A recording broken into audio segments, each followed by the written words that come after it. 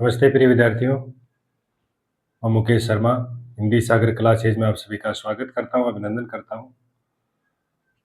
जितने भी प्रतियोगी परीक्षा की तैयारी करने वाले विद्यार्थी हैं उन सबके लिए एक कॉमन टॉपिक आता है, वो है वाक्य शुद्धि। वाक्य शुद्धि है वो कितने प्रकार से वाक्य वो अशुद्ध हो सकते हैं, उस पर हम आज नजर डालेंगे। बहुत ही ध्यानपूर्वक पढ़ेंगे, एक एक टॉपिक हम लेते चलेंगे किस प्रकार से अशुद्धियां हो सकती है वाक्य। क्योंकि भाषा की सबसे, जिसको हम कह सकते हैं सार्थकपूर्ण इकाई है, वो वाक्य ही होता है। अगर आपको वाक्य समझ में आ गया तो फिर किसी प्रकार की आपको कोई दिक्कत नहीं है, क्योंकि सबसे ज्यादा कठिनाई है वाक्य को अशुद्धि निकालने में आती है। और अशुद्धि हम किस प्रकार से निकालेंगे, कितने कितने प्रकार से अशुद्धि हो सकती है, उस पर हम नजर डालेंगे। तो टॉपिक की ओर चलते हैं। टॉपिक का नाम क्या आज? वाक्य अशुद्धि। वाक्य अशुद्धि। देखिए, वाक्य अशुद्धि में आपको कई बातों का थोड़ा ध्यान रखना है कि एक वाक्य जो है वो कितने प्रकार से अशुद्ध हो सकता है। पहला देखिए आप कि एक वाक्य निम्नलिखित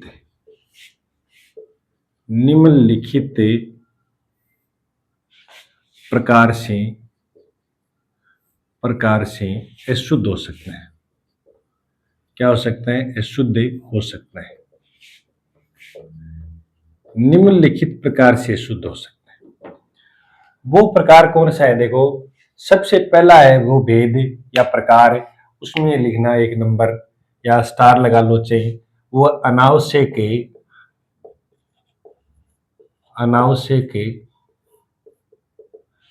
शब्दों के कारण या इसको हम दूसरा नाम दे तो या पुनरुक्त शब्दों के कारण अशुद्धि। शब्दों के कारण अशुद्धि। इसको आप समझने का प्रयास करें।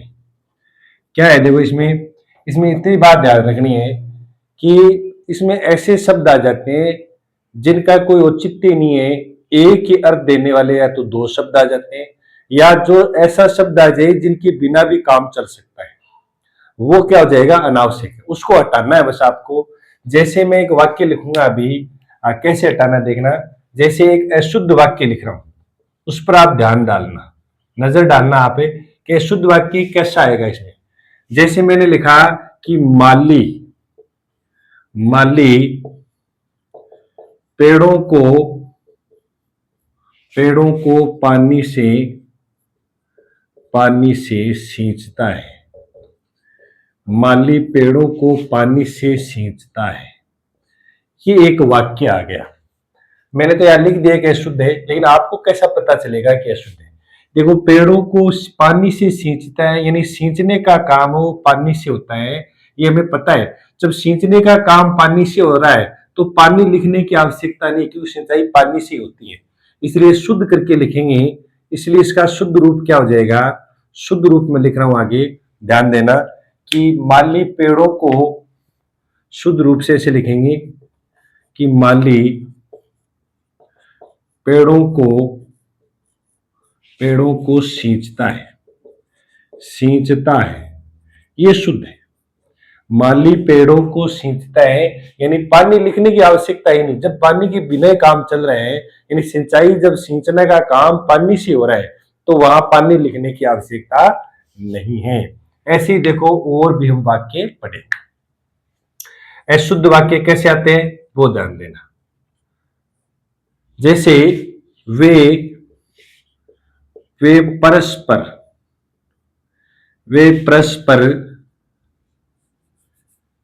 एक दूसरे से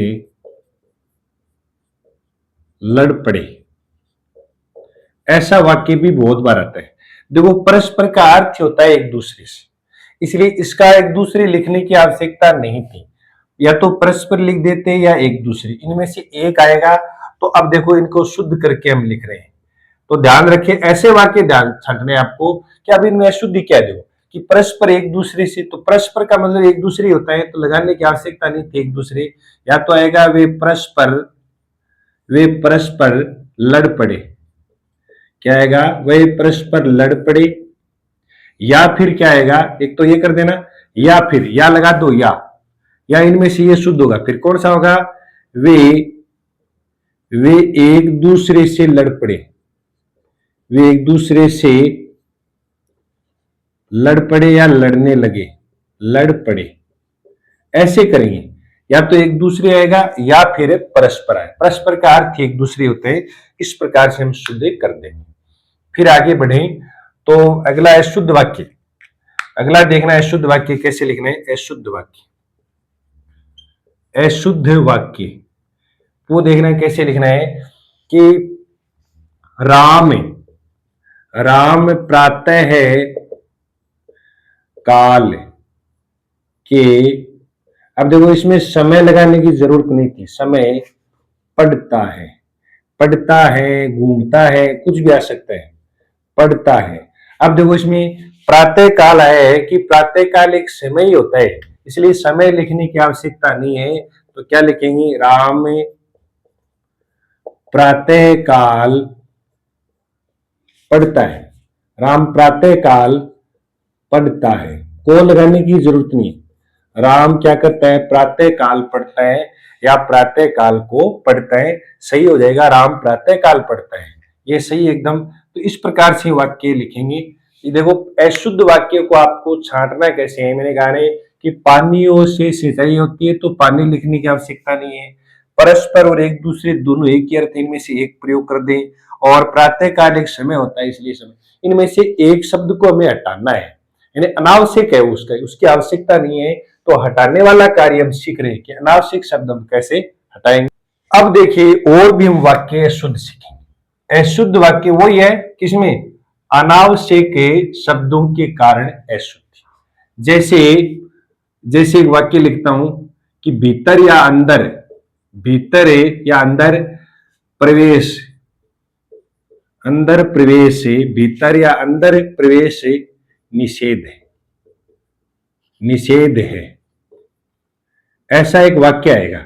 अब देखो प्रवेश है वो अंदर ही होता है, इसलिए अंदर लिखने की आवश्यकता नहीं थी, इसलिए इसका शुद्ध करके कैसे लिखेंगे, शुद्ध कैसे लिखेंगे इसमें कि प्रवेश निषेध है, यानी अंदर ही होता है। प्रवेश क्या होता है, प्रवेश जब अंदर जाते तब होता है, तो अंदर लिखने की आवश्यकता नहीं है, प्रवेश निषेध है, ऐसा छोटा वाक्य भी आ सकता है।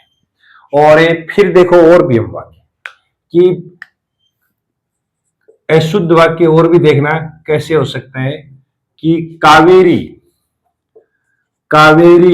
अब नदी लगाने की जरूरत नहीं है, कावेरी विंध्याचल पर्वत से, कावेरी विंध्याचल पर्वत से निकलती है। अब ये वाक्य अगर आता है तो वाक्य अशुद्ध है ये, क्योंकि कावेरी है वो विंध्याचल पर्वतीय है, कावेरी कहां से निकलती है, विंध्याचल, तो विंध्याचल है, उसमें विंध्याचल एक पर्वत का ही नाम है, इसलिए पर्वत लिखने की आवश्यकता नहीं है, सीधा ही लिख दो विंध्याचल से निकलती है। कहने का मतलब है कि विंध्याचल एक पर्वत है, पर्वत क्यों लिखे, फिर पर्वत लिखने के, अरावली पर्वत ऐसे लिखने की जरूरत नहीं होती है, हिमालय पर्वत है ऐसे लिखने की जरूरत नहीं होती है। जैसे गंगा हिमालय पर्वत से निकलती है वो गलत है, और गंगा नदी हिमालय से निकलती है तब भी गलत है। गंगा हिमालय से निकलती है क्योंकि हिमालय एक पर्वत का ही नाम है। अगला देखो ये शुद्ध है, ये क्या लिखा है अभी, ये शुद्ध करके लिखा गया है, ये शुद्ध। फिर आगे और देखो अशुद्ध, आगे अशुद्ध शब्द और भी देख लीजिए। आइए पधारिए, आइए पधारिए, आपका स्वागत है, आपका स्वागत है, आइए पधारिए आपका स्वागत है। हम बहुत बार ऐसे वाक्य बोलते हैं, इसलिए या तो आइए या पधारिए, तो सही क्या होगा इसमें, शुद्ध करके लिखना, आप शुद्ध करके हम लिखेंगे क्या होगा कि आइए, या तो आइए, या तो आइए लिखो, या फिर क्या लिखो, पधारिए, इनमें से एक, पधारिए इनमें से एक शब्द आएगा, या लगा दिया मैंने, आपका स्वागत है, आपका स्वागत है, आपका स्वागत है। या तो ऐसे बोल दो पधारिए आपका स्वागत है, या ऐसे बोल दो आइए आपका स्वागत है। इनमें से पधारिए और आइए इनमें से एक ही शब्द प्रयोग लिया जाएगा, दोनों शब्द है वो नहीं आएंगे। फिर देखो आगे और भी अशुद्ध शब्द है वो देखना। अशुद्ध जैसे जज ने, जज ने चोर को, चोर को मृत्यु दंड की सजा दी, मृत्यु दंड की सजा दी, की सजा दी। अब देखो मृत्यु दंड है वो एक सजा ही होता है, इसलिए सजा दी लिखने की जरूरत नहीं है। क्या लिखेंगे, जज ने, जज ने चोर को, जज ने चोर को मृत्यु दंड दिया, मृत्यु दंड दिया। इसका अर्थ ये देखो कि यहां मृत्यु दंड है लिखेंगे, या जज ने चोर को सजा दी, या ऐसे भी लिख सकते हैं जज ने, जज ने चोर को, चोर को सजा दी, सजा, सजा, सजा लिख लेना, सजा दी, जज ने चोर को सजा दी। ठीक है, सजा, ठीक है, सजा दी, इस प्रकार से लिखेंगे। या तो क्या आएगा, मृत्यु दंड दिया या सजा दी, यानी मृत्यु दंड एक सजा ही होती है तो सजा लिख दे या मृत्यु दंड लिख दे, इनमें से कोई भी एक शब्द का हम प्रयोग कर सकते हैं। कितने अच्छे वाक्य देखो। अशुद्ध वाक्य और भी देखना, जैसे सुभाष, सुभाष रविवार के दिन जयपुर जाएगा। ठीक है, वाक्य अशुद्धि देख रहे हो कैसे निकालनी है, अशुद्धि इनमें से, ये ध्यान देना। और हम देखो कैसे निकालेंगे। अब हमें पता चल गया कि रविवार एक दिन ही होता है, तो रविवार लिखने की, दिन लिखने की आवश्यकता नहीं है। सुभाष रविवार को जयपुर जाएगा, इस प्रकार से वाक्य हम लिख सकते हैं, क्योंकि जयपुर एक क्या होता है, रविवार एक क्या होता है, दिन ही होता है। अब अगला देख लो, अगला शब्द वाक्य देखना, अशुद्ध वाक्य। वो क्या देखो, गणेश की, गणेश की परीक्षा, परीक्षा 20 तारीख को होगी, 20 तारीख के दिन होगी, के दिन होगी, के दिन होगी। ठीक है, तो इसमें सही क्या लिखना है कि दिन 20 तारीख दिन ही होता है, तो ध्यान रखिए इसको शुद्ध करके ऐसे लिखेंगे कि गणेश की परीक्षा, शुद्ध करके लिखना कि गणेश की परीक्षा, गणेश की परीक्षा, परीक्षा 20 तारीख को होगी, 20 तारीख को होगी, 20 तारीख होगी भी नहीं लिख सकते, 20 तारीख को होगी। 20 तारीख के एक दिन ही होता है, इसलिए उसके साथ दिन लिखने की आवश्यकता नहीं है। और भी हम वाक्य शुद्धि पढ़ेंगे, कैसी, किस प्रकार के देखो कि राम गर्म आग से जल गया, राम गर्म आग से जल गया। इसका मतलब है कि आग गर्मी होती है, लिखने की आवश्यकता नहीं थी गर्म, लेकिन लिख दिया, लिख देते वाक्य शुद्ध हो गया। राम आग से जल गया, आग से जल गया, राम आग से जल गया, ये वाक्य शुद्ध है, ऊपर वाला वाक्य शुद्ध है। और भी देखो अशुद्ध वाक्य कैसे निकालेंगे, अशुद्ध और देखो कैसे निकालें, किस प्रकार से अशुद्धि निकालेंगे। जैसे बाजार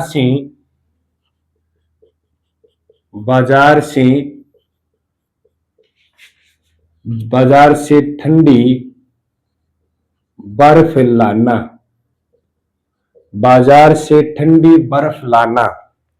ठीक है, इसलिए इसको सही कैसे करेंगे, बाजार से शुद्ध करके कैसे लिखेंगे, देखना ये शुद्ध लिख दिया मैंने, ये क्या लिख दिया, अशुद्ध। अब इसको शुद्ध करके लिखना है, तो देखो शुद्ध कैसे करेंगे, शुद्ध देखो कैसे करेंगे कि बाजार से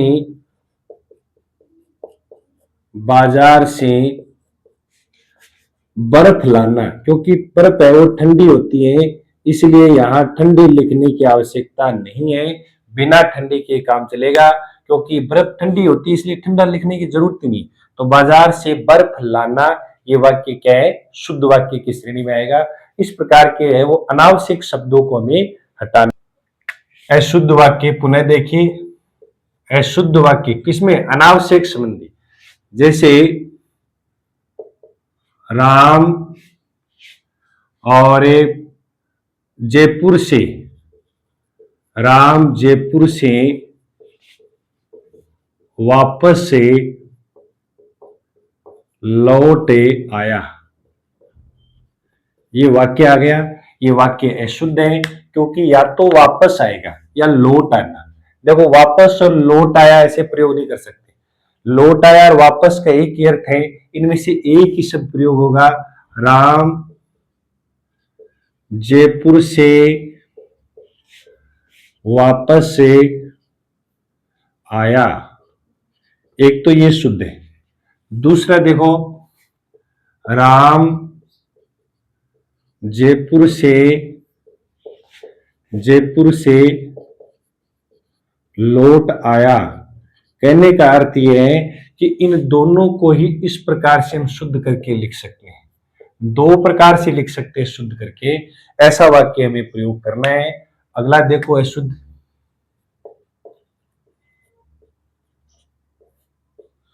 अशुद्ध वाक्य देखो, सुनील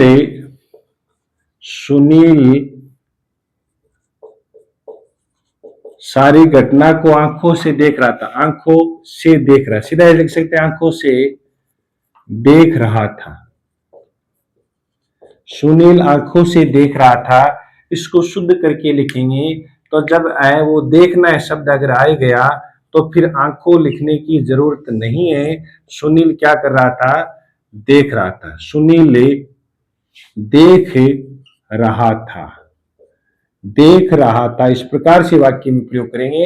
अगर कोई दिव्यांग है तो कहते हैं कि सुनील है वो लकड़ी से चल रहा था, प्रयोग कर सकते हैं, स्टिक से चल रहा था प्रयोग कर सकते हैं, लेकिन मोहन पैर से चल रहा था ऐसा वाक्य बोलने की जरूरत नहीं है। इसमें ऐसा जरूर आ सकता है कि उन्होंने आंखों देखी ऐसा आ जाए तो समासिक शब्द है, समासिक पदावली का प्रयोग किया गया, उसमें आंखों का प्रयोग हम कर सकते हैं, वो शुद्ध है। लेकिन सीधा अगर वाक्य आएगा तो आंखों शब्द का प्रयोग नहीं कर सकते। फिर देखो आगे अशुद्ध वाक्य, और अश्वमेध यज्ञ का घोड़ा पकड़ा गया, घोड़ा पकड़ा गया, अश्वमेध यज्ञ का, देखो मेध होता है इसलिए मेध का अर्थ यज्ञ होता है, तो यहां यज्ञ लिखने की आवश्यकता नहीं है क्योंकि मेध का अर्थ यज्ञ होता है। तो क्या हो जाएगा, अश्वमेध का, यज्ञ लिखने की आवश्यकता नहीं है, का घोड़ा पकड़ा गया, का घोड़ा पकड़ा गया। ये आपको शब्द हटाने, क्या करने इनमें देखो ये शब्द हटा दिया और इनमें से एक एक या तो वापस लिखो या लोटा लिख लो, लोट आया ऐसे। ठीक है, तो कहने का अर्थ है कि एक अर्थ देने वाले शब्द है वो बार बार प्रयोग नहीं होते और उनको हटाना पड़ता है, इसलिए उनको क्या कहते हैं, अनावश्यक शब्दों संबंधी अशुद्धि। आगे देखो अशुद्ध यानी अनावश्यक की पढ़ रहे हैं हम, उसकी, देखो वाक्य देखना, उसकी वर्तमान उसकी वर्तमान मौजूदा स्थिति खराब है। उसकी वर्तमान मौजूदा स्थिति खराब है, इसको शुद्ध करना है। शुद्ध कैसे करेंगे देखना। तो देखो उसकी उसकी वर्तमान, देखो अनावश्यक हटा दिया हमने। वह मौजूदा और वर्तमान का क्या अर्थ है? वर्तमान स्थिति खराब है, खराब है ऐसे लिख देंगे। और नहीं तो फिर दूसरी प्रकार से कैसे लिख सकते हैं वो देखना कि उसकी मौजूदा स्थिति खराब है, ऐसे प्रयोग कर सकते हैं। कहने का अर्थ ये है कि या तो मौजूदा आएगा या क्या आएगा? स्थिति आएगा। और देखो आगे,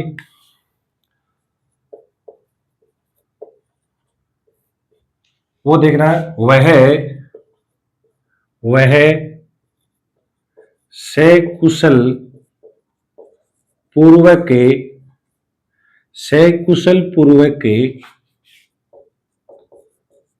लौट आया। ये वाक्य भी अशुद्ध है, क्योंकि जब स का प्रयोग होता है, जब स का प्रयोग होगा, स के साथ पूर्वक नहीं आएगा, इनमें से एक आएगा, या तो पूर्वक आएगा या स आएगा। तो इसको शुद्ध करके हम कैसे लिखेंगे वो थोड़ा सा आप देखना कि कैसे लिखेंगे। वह सकुशल लौट आया, वह सकुशल लौट आया, लौट आया। या तो ऐसे प्रयोग करेंगे या फिर कैसे प्रयोग करेंगे, वह कुशल पूर्वक, बहुत बार पूछा गया परीक्षा में, ध्यान रखना, वह कुशल पूर्वक लौट आया। इनमें से पुनः बता देता हूं मैं कि कई बार वर्तनी संबंधी भी आता है। मैं इसमें शब्द तो नहीं हटा रहा हूं, लेकिन कुछ शब्द पूर्वक है, वो एक प्रत्यय की तरह, जो अव्यय की तरह काम कर रहे हैं, इसलिए हटा रहे हैं। तो देखो स आ जाएगा तो पूर्वक नहीं आएगा, और पूर्वक आ गया तो स नहीं आएगा। ठीक है, शुद्ध देखो, यह काम आप पर निर्भर करता है। ऐसा नहीं होगा, यह काम आप पर निर्भर करता है लिखने की आवश्यकता नहीं है। इसको शुद्ध करके क्या लिखेंगे? यह काम